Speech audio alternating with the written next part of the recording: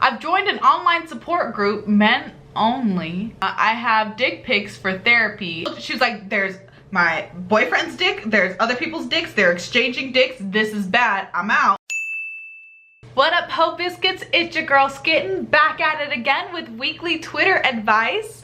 I'm tweeting this alone because neither Internet Bae nor Chavez were available, but it's okay because I have this guy. I'm calling him Mr. Sprinkles because his bow tie is cute and looks like it has sprinkles. He is so adorable. Chavez got him for me for Valentine's Day, and Amazon fucked up and didn't get it to me on time, but who cares? Look at this face. Look at this face. Look at his face. Like, anywho's in. The stupid light is fucking still dying. I don't even know. Like, I don't know what we're supposed to do about that. But let's go ahead and get started.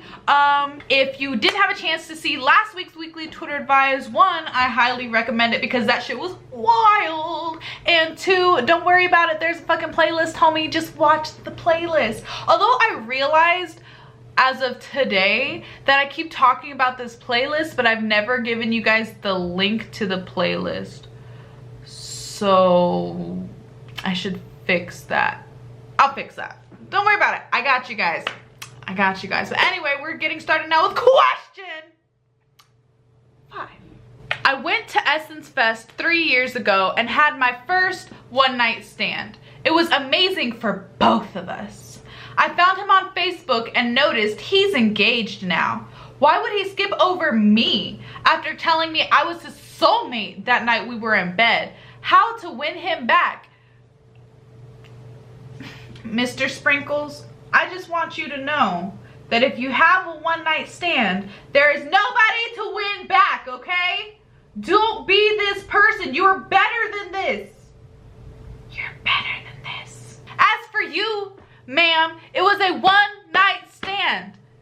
Make this your first and your last one-night stand because apparently you don't know how to do this right. When you have a fucking one-night stand, there's like, it's not a relationship. You can say whatever the fuck you want during a one-night stand because guess what? You don't have to see that person again.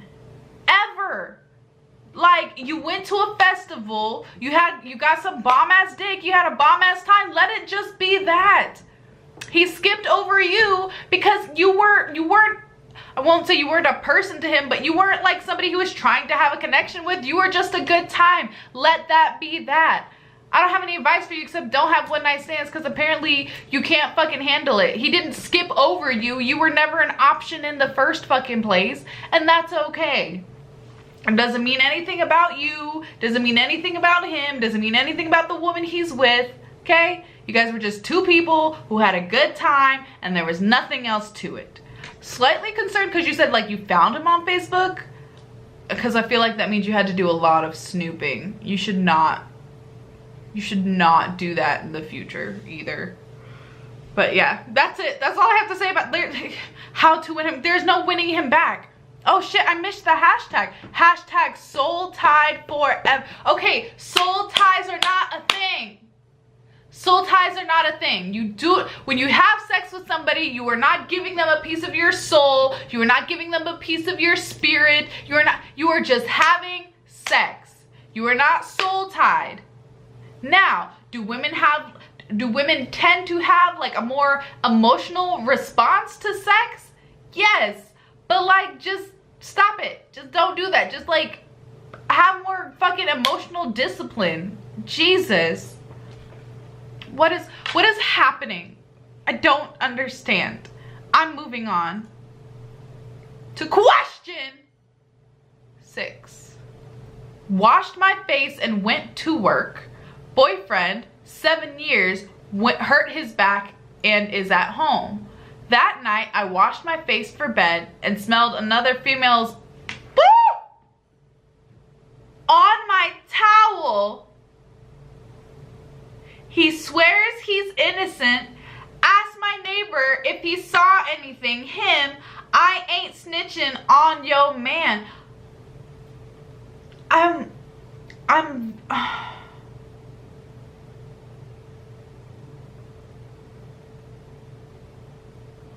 I'm so concerned. Like, I'm very concerned about, like, I feel like I'm pretty sure I don't know what another woman's vagina would smell like. Like, I'm pretty sure. So I'm concerned about, one, how you know that. My hair is like dripping on my neck so bad. Holy shit. I like got out of the shower like an hour ago. My hair is still hella wet. What the fuck? Please stop. I don't know. I don't understand. I don't understand how you know. Your neighbor is just staying out of like your man's business. I feel like I'm at a loss, you guys. What do you guys think? What do you guys think that she should do? Because me personally, I don't even know. I don't know what to say. Like, if you smelled this guy but he wasn't yours on your face towel, what would you it's kind of disrespectful to me. Like, if it is like the truth, like if the accusation is true, it's kind of disrespectful to me that he let her use your face towel. Like, that nigga knows you use it on your face. He ain't want to wash it or give you a new face towel or some shit. I am astonished. I am astonied.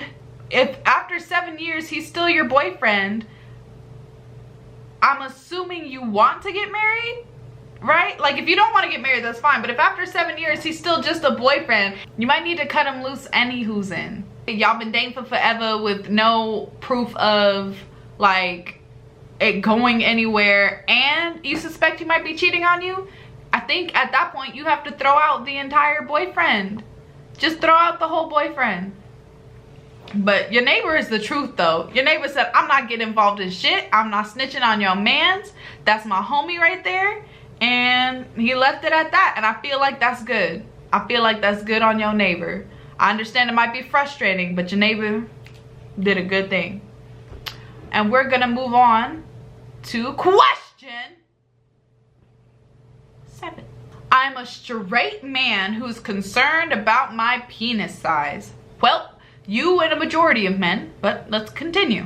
I've joined an online support group, men only. I didn't know this. This is a thing? Wait, this is a thing. Like a thing. Like a thing. Really? That's crazy. Okay, where we exchange pics and discuss growth meds and sex techniques. There's like a Lil Dick Sex for Dummies book out there. What to do when your dick is inadequate, but you don't want people to know. I like that. I like that as a concept. I appreciate that. Okay. Girlfriend discovered my chat and threatened to leave. Again, comma, I have dick pics for therapy advice. In her defense, like, it's probably pretty alarming to like see your boyfriend is in a chat full of all men and you guys are sharing dick pics. I feel like that online support group is probably not real. I feel like it's probably a scam. Like, I feel like a lot of men join and they're like, oh God, excuse me. Oh, Jesus.